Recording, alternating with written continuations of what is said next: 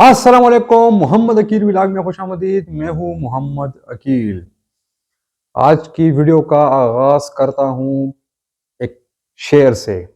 वो शेर ये है कि कितना बदनसीब है ज़फ़र दफन के लिए, दो गज ज़मी भी ना मिली कुए यार में। तो जनाब, शेर से ही आप लोगों ने अंदाज़ा लगाया होगा कि मैं किसकी बात आज की वीडियो में करने जा रहा हूँ।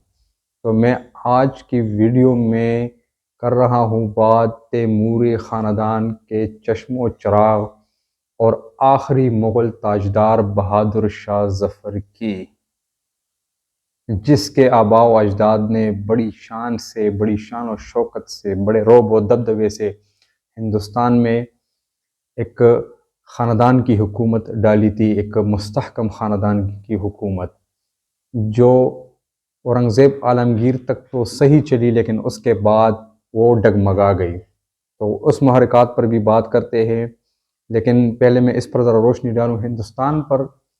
तो मुसलमानों की हुकूमत जो सुल्तान शहाबुद्दीन गौरी थे उन्होंने ही डाली थी। उनकी मुस्तहकम हुकूमत की बुनियाद उन्होंने डाली थी मुसलमानों की, क्योंकि उनके जो एक ग़ुलाम थे, ख़ानदान ग़ुलामा के एक बादशाह थे, उनके ज़माने से ही फिर वो शुरू हो रहे थे। फिर आ गए खिलजी जो ख़ानदान था, उनकी हुकूमत आ गई। फिर तुगलक आ गए बीच में। फिर लोधी ख़ानदान आ गए। लोधी ख़ानदान का जो आखिरी बादशाह था इब्राहिम लोधी, पानीपत के मकाम पर जो बाबर थे उन्होंने उनको शिकस्त दी और मुग़ल सल्तनत की दाग बेल डाल दी।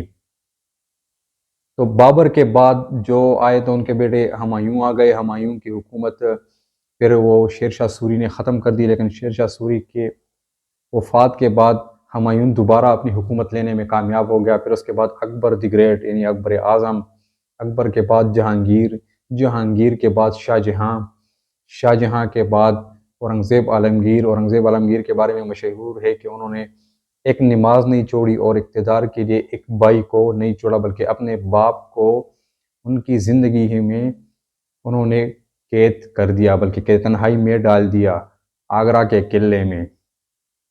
और औरंगज़ेब आलमगीर की वफ़ात के बाद मुग़ल हुकूमत वो डगमगा गई, और उसके बाद जितने भी हुक्मरान आए वो सब के सब नाअहल थे। लेकिन इसका फ़ायदा किसने उठाया? इसका फ़ायदा उठाया जी ईस्ट इंडिया कंपनी ने, जो कि एक बरतानवी कंपनी थी और तिजारत की गरज से वो हिंदुस्तान आई थी। उन्होंने जब देखा कि जी ये मुग़ल ख़ानदान जो है इसमें तो बादशाहत का कोई उसूल ही नहीं है, यानी अगर बादशाह मर जाता, बाप मर जाता, तो बेटे आपस में मुश्तो गिरबान हो जाते, और जो भाई दूसरे भाइयों को मार देता था वही बादशाह बन जाता था। तो आहिस्ता आहिस्ता उन्होंने डिवाइड एंड रूल के तहत, ये तो आप सब लोगों को पता होगा कि उन्होंने तिजारत छोड़कर हिंदुस्तान की हुकूमत पर जो है हासिल करने के लिए अपनी हिकमत अमली जो है वो शुरू कर दी। लेकिन खैर, अभी बात करते हैं बहादुर शाह ज़फ़र की। बहादुर शाह ज़फ़र इस ख़ानदानी मुग़लिया का आखिरी चश्मो चराग़ व आखिरी बादशाह था, जो 1837 में बादशाह बना अपने बाप अकबर दोम की वफ़ात के बाद। क्योंकि उस वक्त मुग़ल हुकूमत बराए नाम थी, और मुग़ल हुकूमत जो है वो बस सिर्फ दिल्ली के एक शहर शाहजहानाबाद तक ही महदूद थी। लेकिन खैर, बादशाह तो बहरहाल वो था। तो आप अपनी स्क्रीन पर देख सकते हैं बहादुर शाह ज़फ़र जब बादशाह बने, तो ये उनकी बादशाहत की तस्वीर है। कितने सजदर से वो बादशाह बने हैं जनाब। एक बहुत ही ख़ास किस्म का ड्रेस उन्होंने पहना हुआ है। ताज उन आप देख ले, बहुत कीमती ताज मुझे लग रहा है ये उन्होंने पहना हुआ है। अच्छा, गले में जो है बड़ा हार श्रृंगार उन्होंने किया हुआ है, सोना इस कदर उन्होंने पहना हुआ है। आप लोग देख सकते हैं पिक्चर में किस तरह शान से वो तख्त पर बैठे हुए हैं।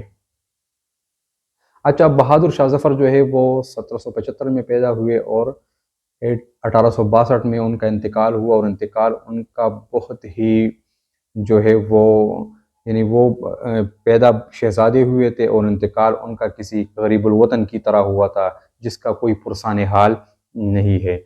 वो आगे मैं आपको पिक्चर्स दिखाता हूँ तो आप उसमें देख सकते हैं। अच्छा, ये آپ دیکھ سکتے ہیں یہ جب 1857 کی جنگ آزادی کے بعد انگریز جب اس میں فتح حاصل کر لیتے ہیں، فتح انہوں نے کیسے حاصل کی تو یہ بھی آپ سب لوگوں کو پتہ ہے۔ یہ دیکھ سکتے ہیں کہ بادشاہ کو گرفتار کر کے لے جایا جا رہا ہے۔ یہ پینٹنگ اس ٹائم کسی مصور نے بنائی ہوگی۔ اچھا، یہ بادشاہ کو گرفتار کر کے ان کے شہزادوں سمیت جو ہے لے جایا جا رہا ہے، اور یہ آپ دیکھ سکتے ہیں یہ بادشاہ کا ٹرائل کے وقت جب وہ انگریز ایسٹ انڈیا کمپنی والے ان کا ٹرائل کر رہے تھے کہ جی بادشاہ نے ہمارے خلاف بغاوت کی ہے۔ ویسے یہ بھی بڑی عجیب بات ہے، ایک کمپنی جو تجارتی کمپنی تھی وہ بادشاہ کا ٹرائل کر رہی ہے، بادشاہ پہ مقدمہ چلا رہی ہے۔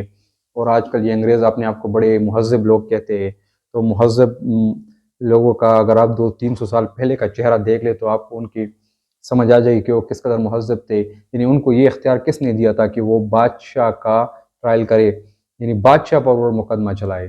ہونا تو یہ چاہیے تھا کہ بادشاہ ان پر مقدمہ چلاتا کہ بھئی آپ تو تجارت کے لیے آئے تھے اور آپ نے ہماری ملک پر آپ نے قبضہ کر لیا۔ الٹا انہوں نے بادشاہ پر جو ہے مقدمہ کر دیا کہ جی آپ نے ہمارے خلاف بغاوت کی ہے۔ تو یہ آپ دیکھ سکتے ہیں یہ وہی بہادر شاہ ظفر ہے جس کی کچھ دیر پہلے میں آپ کو تصویر دکھائی تھی۔ یہ کس قدر جو ہے غریب الوطنی میں یہ پڑے ہوئے ہیں، پرسان حال ان کا کوئی نہیں ہے، اور لاچارگی اور بے بسی ان کے چہرے سے عیاں ہے۔ یہ ایک بے بسی کی تصویر بنے ہوئے ہے، بے بسی کی ایک علامت بنے ہوئے، آپ دیکھ سکتے ہیں۔ کوئی یقین نہیں کرے گا کہ جی یہ بادشاہ ہے۔